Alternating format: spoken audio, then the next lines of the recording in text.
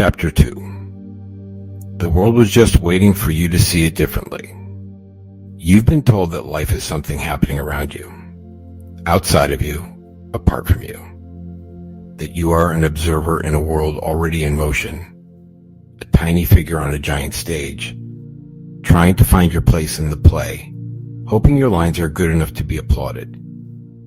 You were told that your job is to adapt, to react, to cope, and to call that living.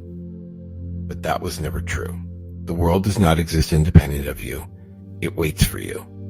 It leans in, listening. It asks, "What shall I become?" And it becomes it for you. This isn't philosophy. This is physics. The smallest particles, the very building blocks of matter, remain undefined until someone looks. Until they are seen, they are not things. They are waves of possibility. Only when an observer comes along, only when attention lands, do they crystallize into form. Let that echo in you. The universe doesn't decide what it is until you arrive. You are not just a part of the story. You are the one reading the script aloud, and the ink doesn't appear until you speak it. Like a piano waiting for fingers, like a field waiting for footsteps, like a song waiting for someone to listen. You are that someone. You are the observer, and observation is an act of creation, but no one told you that. Instead, they handed you a map of someone else's making and said, "Here, this is where you live. These are your roads. This is who you are allowed to be."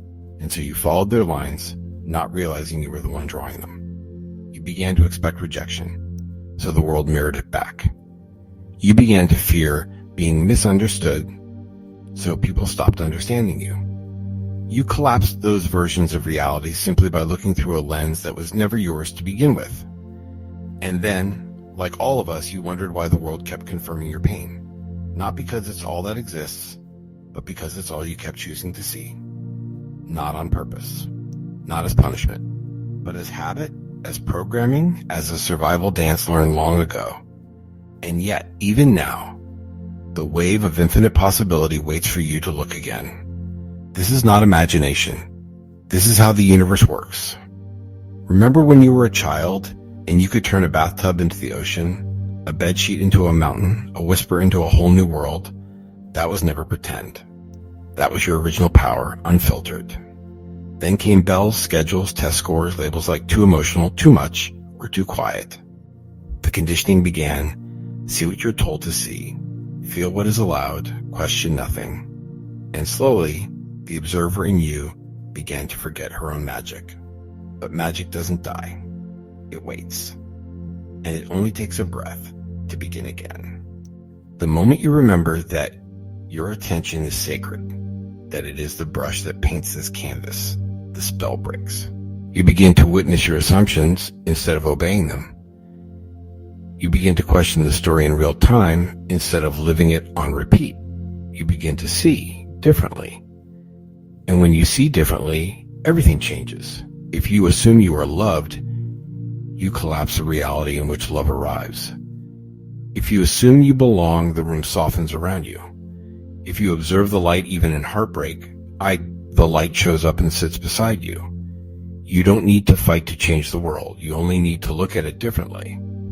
When someone is unkind, you can witness your urge to shrink and choose not to.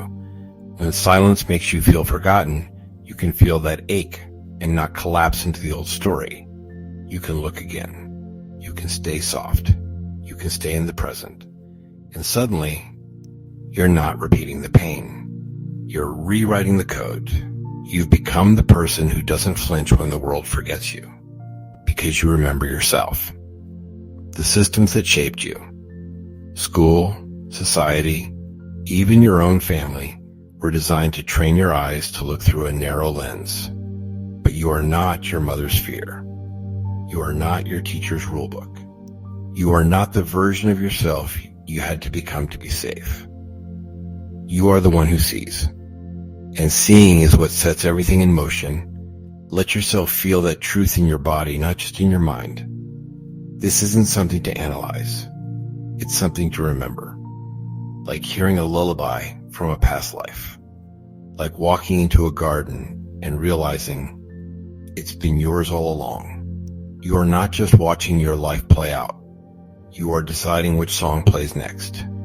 And no, it doesn't mean you will never hurt again. But it does mean that you don't have to keep collapsing the same story of suffering. You can look again and choose again with gentleness, with curiosity, with a fierce kind of grace. Because here is the most sacred truth. The world you long for is not out of reach. It's out of focus. But your gaze, clear, loving, courageous, has the power to bring it into being. You do not need to become someone else. You need only to unremember who you were trained to be.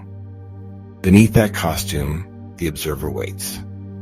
The one who never stopped dreaming. The one who knew cardboard was never just cardboard.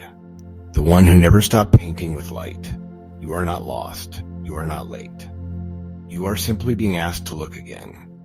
And as you do, as your breath slows and your presence softens, the world begins to reshape itself around the softness of your seeing. Not because it changed, but because you did. Welcome back.